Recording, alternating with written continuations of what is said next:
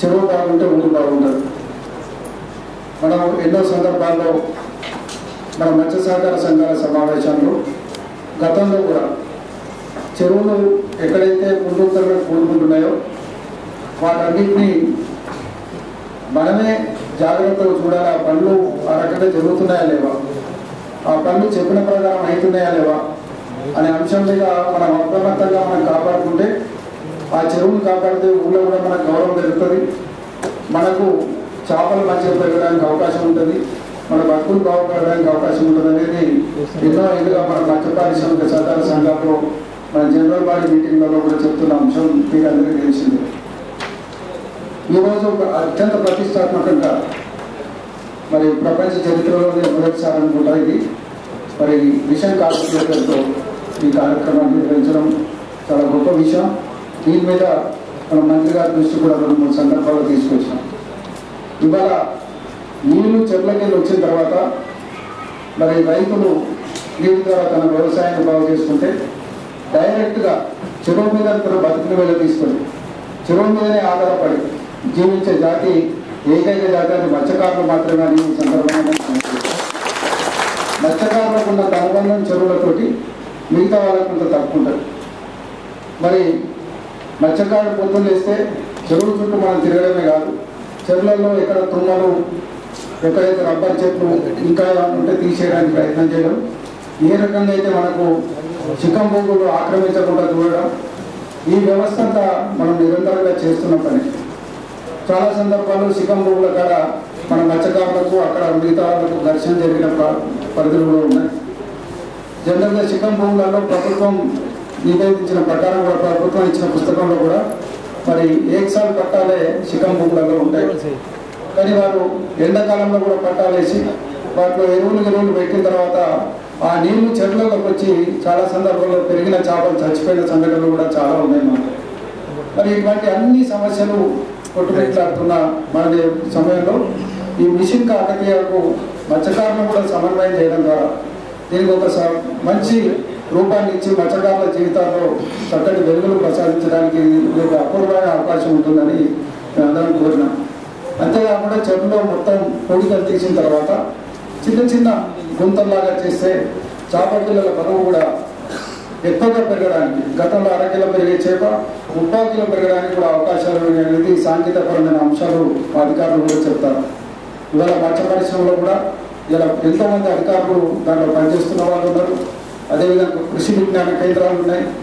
మత్స్య పరిశ్రమలో ఆధునికపరమైన ఎటువంటి మార్పులు తేవాలనడానికి అవకాశాలు ఉన్నాయి. ఇవాళ తెలంగాణ వ్యాప్తంగా 3,700 పైగా మత్స్య సహకార సంఘాలు రిజిస్టర్ అయి ఉన్నాయి. యావరేజ్గా ఒక్కొక్క ఊళ్ళో 4-5 ఊళ్ళు 6-7 చెరువులు మనం లెక్కేసుకున్న వేలాది చెరువులకు ప్రాతినిధ్యం వహించే అవకాశం ఉంది. ఇవాళ మరి ఈ ప్రభుత్వం వచ్చిన తర్వాత మొట్టమొదటిసారిగా మత్స్య పరిశ్రమలో ఎన్నో పెను మార్పులు తీసుకురావడం జరిగింది. ప్రభుత్వం రాగానే చెరువుల లీజు ప్రతి సంవత్సరం 10% పెరిగేదాన్ని వెంటనే దాన్ని ఆఫ్ చేసినారు. 10% కాదు, 5 ఏళ్ళ దాకా మీకు శిస్తు పెరగదిగా మీరు పాత శిస్తే కట్టుకోండి అని చెప్పి ప్రభుత్వం జీవో జారీ చేయడం. మొట్టమొదటిసారిగా ప్రభుత్వం ఏర్పడ్డ 3 నెలల్లో బట్టే మత్స్యశాఖ మంత్రి గారితో పాటు పెద్ద లీటర్ రాజేందర్ గారు కూడా వివిధ రాష్ట్రాల్లో మత్స్య పరిశ్రమ ఏ రకంగా అభివృద్ధి చెందుతుందో స్టడీ చేయడానికి మరి జార్ఖండ్, మరి మిగతా ఛత్తీస్గఢ్, బెంగాల్ రాష్ట్రాలను పర్యటించి రావడం కూడా జరిగింది. మరి ఇక్కడ కేజ్ కల్చర్ కానీ మిగతా కల్చర్స్ కానీ కల్టివేట్ చేయడం కోసం కార్యక్రమాలు నిర్వహిస్తున్నారు. అదేవిధంగా మనకు చాలా ఏళ్ళుగా మనం కమ్యూనిటీగా కావాలంటే ఎవరి దగ్గర చేతులు పట్టుకొని బతులాడాలనే పరిస్థితి చాలా కాలంగా ఉండేది. మనకు మొట్టమొదటిసారిగా తెలంగాణ రాష్ట్ర ప్రభుత్వం మాత్రమే 10 లక్షలతో కమ్యూనిటీ హాల్స్ కట్టుకునే అవకాశం మనకు కలిగింది. మరి అంతేకాకుండా మొట్టమొదటి తెలంగాణ బడ్జెట్లో మత్స్యకారుల గురించి ప్రస్తావించి ఐటెంలో 31వ నెంబర్గా బడ్జెట్ స్పీచ్లో చెప్పిన కనుక కూడా ఈ ప్రభుత్వానికి దక్కిందనే మాటలు ఇవాళ ఎన్నో కీలకమైన అంశాలు ముందడుగులు వెళ్తున్న ప్రభుత్వానికి నేను కోరుకునేది ఒకటే. ఇవాళ సార్ మిషన్ కాకతీయాన్ని మీరు పెట్టినారు. న్యాయంగా కాకతీయుల కాలంలో రిజర్వాయర్లు ఒకసారి చూడండి. దాంట్లో ఒక్కొక్క మా రిజర్వాయర్లో 25 గ్రామాల నుంచి 30 గ్రామాల వరకు చేపలు పడతారు. ఇవాళ కాకతీయులు నిర్మాణం చేసిన దేవాలయాలు చూడండి, వేస్తంభాల దేవాలయం, మత్స్యకారులు బుట్ట నెత్తిలో పెట్టుకొని చేపలు అమ్ముతున్న శిల్పాలు ఇవాటికి కూడా ఉదాహరణగా అక్కడ నిలబడి. ఈరోజు ఆనాటి కాకతీయ కాలంలో కూడా మత్స్య పరిశ్రమని పెంపొందించడానికి చర్యలు తీసుకున్న పరిస్థితి ఉంది. ఇవాళ కాకతీయుల స్ఫూర్తితో మనం ముందుకు పోతున్న తరంలో తప్పనిసరిగా మత్స్యకారుల అభిప్రాయాలు వీరిని భాగస్వాములు చేయడం ఏం లేదు. చెరువు తీసేటప్పుడు ఊరితో పాటు మత్స్యకారులను కూడా దాన్ని ఇన్వాల్వ్ చేయడం, మత్స్యాధికారులను ఇన్వాల్వ్ చేయడం, అవగాహన సదస్సులు పెట్టడం, ఏ రకంగా పతువు బాగుపరచుకోవాలో చెప్పడం, టైంకు వాళ్ళకి సీడ్ సప్లై చేయడం. మరి ఇప్పటికే ఇరిగేషన్ శాఖ పరంగా కూడా కొన్ని చెరువులని వివిధ స్కీముల ద్వారా జిల్లాకు ఒక 30-40 చెరువులలో ఇరిగేషన్ శాఖ కూడా కొంత డెవలప్మెంటల్ యాక్టివిటీస్ చేస్తున్నది. చెరువుల మీద అవగాహన సదస్సులు పెట్టడం, అక్కడ మత్స్యకారుల ట్రైనింగ్ శిక్షణ కార్యక్రమాలు ఇవ్వడం కార్యక్రమాలు కూడా చేస్తున్నాయి. దీన్ని పూర్తి సమన్వయంతో చేస్తే మత్స్యశాఖ, మరి ఇరిగేషన్ శాఖ, దానికి నిధులు ఇచ్చే ఆర్థిక శాఖ అన్ని సంపూర్ణమైన సమన్వయంతో చేస్తే తెలంగాణలో మత్స్యకారుల జీవితాలు ఖచ్చితంగా వచ్చే 4 ఏళ్లలో అద్భుతమైన ఫలితాలను సాధించగలుగుతాం. దేశంలో ఇన్లాండ్ ఫిషరీస్ సార్ ఇప్పటికే ఇవాళ బ్రహ్మాండమైన కోస్తా తీరం ఉన్నప్పటికీ కూడా కోస్తాలో ఎంతైతే ఫిష్ ప్రొడ్యూస్ అవుతుందో ఇవాళ మన ఇన్లాండ్ ఫిషరీస్ లో కూడా అంతే ఫిష్ ప్రొడ్యూస్ అవుతుంది. మనం ఏం కొంచెం ఏమైనా తక్కువంటే ఉండొచ్చు, కానీ మనం జాతీయ ప్రమాణాలకు అనుగుణంగా లేవు. ఇవాళ కొన్ని రాష్ట్రాల్లో ఒక సభ్యత్వానికి ఇవాళ 2.5 ఎకరాల విస్తీర్ణం ఉంది. దానికి ఒక సభ్యత్వానికి 5 టన్నుల చేపలు ఉత్పత్తి తీస్తున్న ఉదాహరణలు కొన్ని రాష్ట్రాల్లో ఉన్నాయి ఇవాళ. కానీ మన కాడికి వచ్చేటప్పటికీ అది 1/2 టన్ను కూడా పరిస్థితి పెరుగుతలేదు. దాన్ని పెంచడానికి కూడా ఆధునిక పద్ధతులు, ఫింగర్ లింక్స్ వేయడము లేకుంటే ఇంకేదైనా, ఎందుకంటే చేపల యొక్క పెరుగుదల పరిధి తక్కువ కాలానికి ఉండే వరకు కూడా మనకు ఇబ్బందులు వస్తున్నాయి. సీడ్ సప్లై కూడా టైంకు కాకపోవడం కూడా మనకు పరిస్థితులు ఉన్నాయి. ఇవాళ తెలంగాణలో ఉన్న అత్యధిక సొసైటీస్లో ఇవాళ ముద్రాజులు ఉన్నారు, బెస్తలు ఉన్నారు, గంగాపుత్రులు ఉన్నారు, గుండ్ల వాళ్ళు ఉన్నారు, అక్కడక్కడ బోయలు కూడా ఉన్నారు సార్. కానీ ఇవాళ అత్యధిక సొసైటీస్ వరంగల్ జిల్లాలో, కరీంనగర్ జిల్లాలో, మెదక్లో, మహబూబ్ నగర్లో, మరి నల్గొండలో బాగా సొసైటీలు ఉన్న జిల్లాలు ఇవి. మరి కొంత తక్కువ ఉన్న సొసైటీస్ ఇక నిజామాబాద్లో, హైదరాబాద్లో, ఖమ్మంలో ఉన్నాయి. మరి అక్కడ మా ముదిరాజులు కొంత తక్కువ ఉండాలి బట్టి ఉన్నది. ఈ 6 జిల్లాలలో మాత్రం ముదిరాజులు దాదాపు 80 నుంచి 90% సొసైటీలు అధ్యక్షులుగా ఉన్నారు. మీరు దాదాపు మత్స్య సహకార సంఘాలకు కూడా అధ్యక్షులుగా మీరు జిల్లా మత్స్య సహకార సంఘాలకు కూడా కొనసాగుతున్న విషయాన్ని కూడా నేను ఈ సందర్భంగా మనవి చేస్తూ, సరే ఇంకొక విషయం ఏంటంటే మా మత్స్య సహకార సంఘాలు జిల్లా సంఘాలు ఒక్కొక్కరు 500 సొసైటీలతో ఎన్నుకోబడ్డ వాళ్ళు ఉంటారు.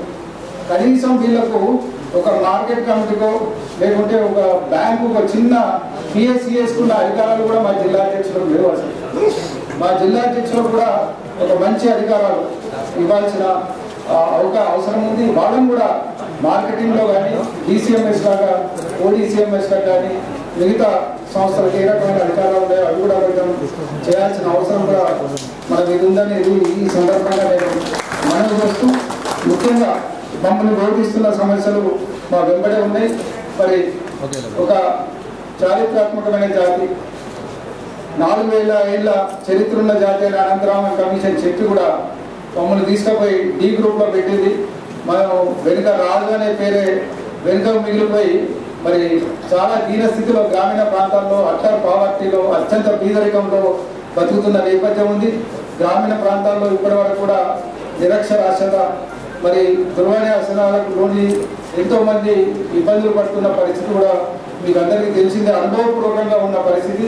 కొన్ని ఉదాహరణ చెప్తా, ఎస్సీ రిజర్వ్డ్ నియోజకవర్గాల్లో కూడా ఎస్సీల కంటే ముదిరాజుల సంఖ్య ఎక్కువ ఉండి కూడా ఎటువంటి అవకాశాలు లేని పరిస్థితి కూడా మరి మన తెలంగాణ రాష్ట్రంలో ఉన్న పరిస్థితిని కూడా దయచేసి మీరు దృష్టిలో తీసుకొని మా చిరకాల వాంఛ అందరూ మత్స్యకారుల వృత్తిలో ఉన్న వాళ్ళని ఎట్లయితే మరి ఏ గ్రూప్లో చేసినారో మమ్మల్ని కూడా దయచేసి ఏ గ్రూప్లో అప్పుడు మేము కొట్లాడినా చేసిండు అయిపోయింది. మరి దయచేసి దాన్ని ఏ రకంగా బయటికి తెచ్చి ఏ రకంగా మాకు న్యాయం చేస్తారో సుప్రీంకోర్టులో బీసీ కమిషన్ యొక్క మళ్ళీ నివేదిక కావాలని అడిగినారు. మరి దాని ద్వారా చేయడమా ఏదైనా ప్రత్యేకమైన చట్టం తెచ్చి చేయడమా, లేకుంటే మరి హైకోర్టు ఇచ్చిన తీర్పు మీద స్టే చేసి చేయడం. కానీ మా పిల్లలంతా ఉద్యోగాల కోసం ఎదురు చూస్తున్నారు సార్.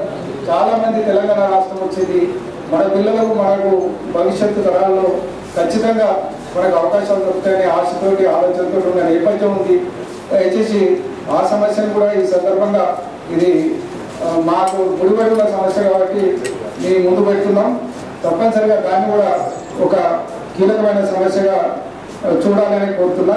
అదేవిధంగా మా మత్స్యకారుల్లో ఉన్న ఇంకొక డిమాండ్ ఏం సార్ అంటే, ఇప్పటికే గత రాష్ట్ర ప్రభుత్వం కూడా మరి మాకు అన్యాయం చేసిన విషయం ఏంటంటే, గీతా కార్మికులకు, చేనేత కార్మికులకు మరి వారి పెన్షన్ సౌకర్యాన్ని ఆ రోజు కలిగజేయడం జరిగింది.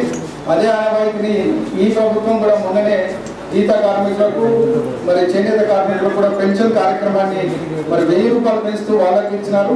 దయచేసి ఆ సౌకర్యాన్ని మత్స్య కార్మికులకు కూడా తెలంగాణ రాష్ట్రంలో నేను ఈ సందర్భంగా మీకు అందరికీ మనవి చేస్తున్నాం సార్. మీరు కోరితే తెలంగాణ జిల్లాలోని కదిలొచ్చి దయచేసి మీకు సంపూర్ణమైన మద్దతు ప్రకటించి మా ఈ కార్యక్రమాలకు చేయూతలేయమని కూడా మేము కోరుతామని ఈ సందర్భంగా మనవి చేస్తూ, ఈ కార్యక్రమంలో మేము పిలవగానే అన్ని జిల్లాల నుంచి వాళ్ళ నల్గొండ, మెదక్, వరంగల్, ఖమ్మం, మహబూబ్ నగర్, ఆదిలాబాద్, కరీంనగర్, నిజామాబాద్, రంగారెడ్డి జిల్లాల నుంచి మరి మత్స్యశాఖ అధ్యక్షులు కొంతమంది సెలెక్టెడ్గా పిలవడం జరిగింది. మరి దాంట్లో ఒకరిద్దరితో మాట్లాడిస్తాం. మొదటగా మెదక్ జిల్లా మాజీ మత్స్య పారిశ్రామిక సహకార సంఘ అధ్యక్షుడు, మరి చిట్యాల దుబ్బాక మండలానికి సంబంధించిన సోదరుడు బాలనరసయ్య గారిని మాట్లాడాల్సింది. 4 పర్యాయాలు జిల్లా అధ్యక్షుడిగా పనిచేసినారు.